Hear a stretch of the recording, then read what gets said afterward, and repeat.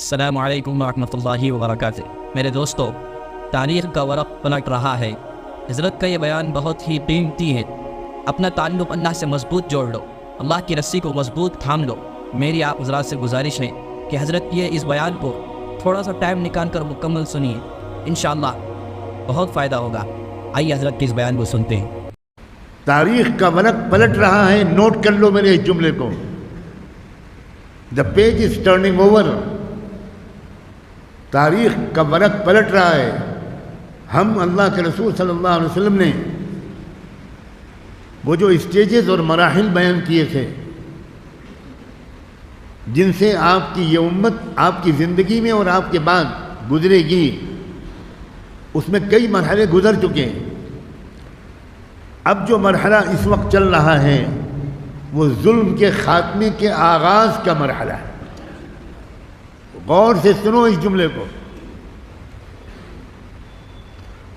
چراغ جب بجھنے والا ہوتا ہے تبھی بہت زور سے بھڑکتا ہے۔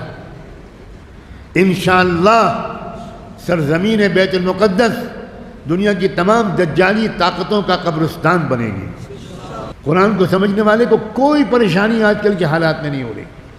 قرآن مجید میں صاف بتایا گیا تھا کہ جب بنو اسرائیل کا ظلم و فساد پوری دنیا میں بے حد بڑھ جائے گا، لَتُفْسِدُنَّ فِي الْأَرْضِ مَرَّتَيْنِ وَلَتَعْلُنَّ عُلُوًّا كَبِيرًا۔ تو اس کے بعد کیا ہوگا؟ دو بار ان کو بہت بڑی بڑی سزائیں ملیں گی۔ آخری بار کب ہوگا؟ حَتَّى إِذَا جَاءَ وَعْدُ الْآخِرَةِ جِئْنَا بِكُمْ لَفِيفًا۔ جب آخری مرتبہ بنو اسرائیل کے ناپاک وجود سے زمین کو پاک کرنے کا وقت آ جائے گا تو پہلا قدم اللہ تعالیٰ یہ اٹھائیں گے کہ پوری دنیا میں جو بکھیر دیے گئے تھے یہودی، شاید آپ میں سے کسی کو کبھی تاریخ پڑھنے کی توفیق ہوئی ہو، 1000 سال سے زیادہ ہو گیا، یہودیوں کو پوری دنیا میں کوئی ملک اپنے یہاں پناہ دینے پر راضی نہیں تھا۔ آپ کاش کہ آپ کچھ کنسٹرکٹیو مطالعہ بھی کرتے، کاش کہ آپ انسائکلوپیڈیا پڑھ لیتے۔ میں علماء کی کتابوں کا حوالہ نہ دوں، کاش کہ آپ انسائکلوپیڈیا آپ جیوس پڑھتے، جیوش انسائکلوپیڈیا پڑھتے، انسائکلوپیڈیا بریٹینیکا میں ہولوکاسٹ کی تاریخ پڑھتے، پرسیکیوشن کی تاریخ پڑھتے۔ مگر آپ نے تو قسم کھا رکھی ہے کہ آپ کو کچھ نہیں پڑھنا، آپ کو موبائل میں وقت ضائع کرنا ہے، آپ کو چیٹنگ کرنی ہے۔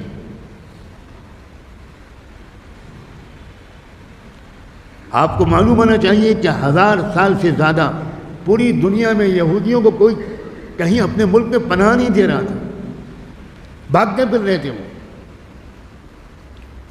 یوگوسلاویا نے نکالا، چیکوسلوواکیا نے نکالا، پولینڈ نے نکالا، جرمنی میں تو جو قتل عام ہوا ہٹلر کے ذریعے کہ 60 لاکھ یہودیوں کو گیس چیمبر میں رکھ کر مارا گیا، تڑپا کے 60 لاکھ، 6 ملین۔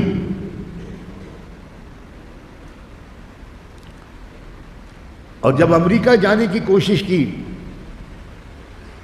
تو امریکہ اور برطانیہ نے سازش کر کے ان کو فلسطین میں بسا دیا، ایک پوری سازش کر کے۔ اب پوری دنیا کے یہودیوں کو بلایا جانے لگا کہ آ جاؤ، اب تمہارا اپنا وطن بن گیا، تمہارا اپنا ملک بن گیا، یہاں آؤ، زمینیں ہم تم کو فری دیں گے، آؤ۔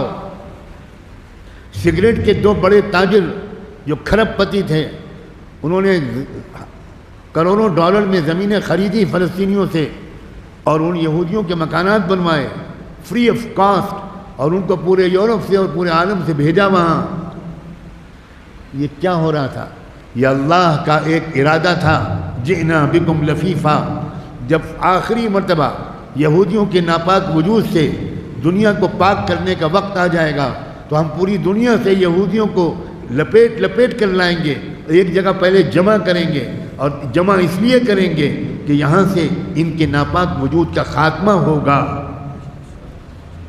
اور وہ وقت وہی ہوگا جس میں امام مہدی بھی آ جائیں گے، حضرت عیسیٰ بھی آ جائیں گے۔ تو یہ جو اس وقت ایک آپریشن شروع ہوا ہے، ایک عجیب و غریب، یہ کوئی عام قسم کی جنگ نہیں ہے، ایک خداوندی منصوبہ ہے۔ میں پوری بات اس موضوع پر اس سے زیادہ نہیں کر سکتا، میں صرف یہ کہنا چاہتا ہوں کہ جو قرآن کو سمجھا ہوا ہے پوری دنیا میں، وہ اس وقت پوری طرح مطمئن ہے اس کی آنکھوں سے آنسو ضرور بہہ رہے ہیں. وہ فلسطینیوں کا خون بہتا ہوا دیکھ کر 33,000 لوگ اب تک شہید ہو چکے ہیں, 80,000 زخمی ہیں, بچے چھوٹے چھوٹے بچوں کے ٹکڑے بٹور رہے ہیں لوگ. ماں جاتی ہے اور بچے کی ایک ٹانگ ملتی ہے, دوسری ٹانگ نہیں ملتی, وہ دوسری ٹانگ ڈھونڈتی رہتی ہے. لیکن اللہ اکبر, کسی ایک فلسطینی کی زبان پر حرف شکایت نہیں ہے. کیسا ایمان ہے ان کا؟ وہ سوائے الحمدللہ الحمدللہ الحمدللہ حسبنا اللہ و نعم الوکیل اس کے سوا ان کی زبان پر کوئی کلمہ دنیا کا کوئی بڑے سے بڑا دشمن اسلام بھی ڈھونڈ کے نکال نہیں سکا. اور یہ منظر دیکھ کر یورپ کے اندر سینکڑوں لوگ اسلام قبول کر چکے. عورتیں 40 عورتیں ایک مسجد میں آ کر مسجد کے امام کے ہاتھوں کلمہ پڑھ رہی ہے یورپ کے شہروں میں. اور وہاں کیوں کلمہ پڑھ رہی ہیں؟ ان سے پوچھا جاتا ہے کیا بات ہے؟ وہ کہتے ہیں کہ بھئی فلسطین کے لوگوں کا پورا شہر کھنڈر بنا دیا گیا. غزہ شہر 70% ڈیمولش ہو گیا, ملبوں کے نیچے دب گئے ہزاروں لوگ. مگر کسی کی زبان پر حرف شکایت تو کیا ہوتا؟ اللہ کے شکر کے سوا کچھ نہیں ہے. وہ کہتے ہیں یہ ہے ایمان, یہ صحیح مذہب ہے, ہم اسے اس لیے قبول کر رہے ہیں. اور جو مجاہدین ہیں ان کو تو چھوڑو, ان کے گھر والوں کو بھی چھوڑو. جو غزہ کے دوسرے شہری ہیں, روزمرہ کا کاروبار کرنے والے لوگ 2-2.5 لاکھ بلکہ اور اس سے بہت زیادہ, وہ تو کم سے کم شکایت کرتے کہ او حماس کے لوگوں تم نے ہمیں کیوں پھنسا دیا, ہمارے گھروں میں جنازے نکل گئے, ہمارے گھر ٹوٹ گئے, یہ تم نے کیا مصیبت کر دی. ایک انسان نے بھی آج تک کوئی شکایت نہیں کی ہے. اس کا صاف مطلب ہے کہ اللہ کا منصوبہ ہے. اب میں اسی پر اپنی بات ختم کرتا ہوں. بہت لمبی مدت اس دنیا کی باقی نہیں ہے. لمبے لمبے پلان بنانے کے بجائے ایمان کو مضبوط کرو, قرآن مجید کو سمجھو, اپنی زندگیوں سے گناہوں کو نکالو, ایک سنجیدہ سراپا عمل, سراپا حمیت و غیرت, ایک بامقصد زندگی گزارو. نوجوانوں ہی کے ہاتھ میں سب کچھ ہے.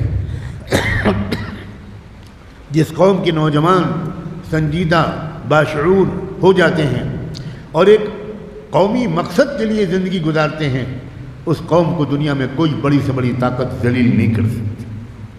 جس قوم کے نوجوان خالی پیٹ اور شرمگاہ کے طواف کرتے رہتے ہیں, ان کو اس کے سوا کچھ نہیں معلوم ہوتا, ان کی قسمت میں ذلتوں کے سوا کچھ نہیں لکھا. جب تک کہ وہ نوجوان نسل نہ پیدا ہو جائے ذلتیں ہی ذلتیں بڑھتی رہیں گی.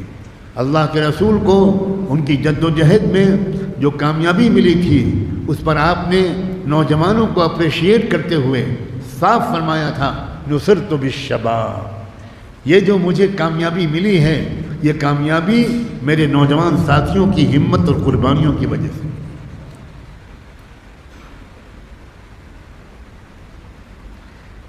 یاد رکھیں ایک آخری بات کہ جب حق کا غلبے کا وقت آتا ہے تو اللہ تعالیٰ کی طرف سے چھٹائی کا ایک زبردست پروسیس شروع ہوتا ہے.